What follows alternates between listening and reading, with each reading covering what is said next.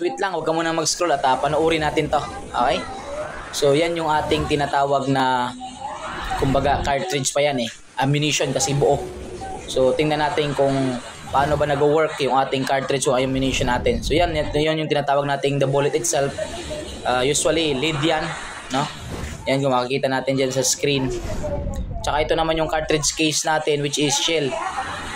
Yun yung ating cartridge case or shell na tinatawag natin. Usually made for brass or steel naman yan, na kung saan yung kumbaga nag-houses sa ating mga parts ng ating cartridge. Like for example yun, propellant natin. Okay?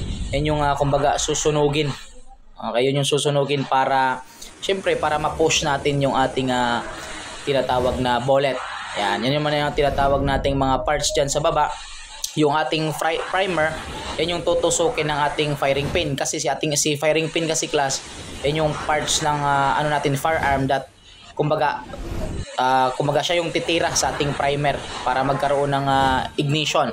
Yan, dahil sa pressure, yon lalabas yung ating tinatawag na bullet or tinatawag nating projectile. Yan. And syempre, ano pala tayo, shout out natin yung Armada Hub, CCTO sa kanya kasi yung video na to.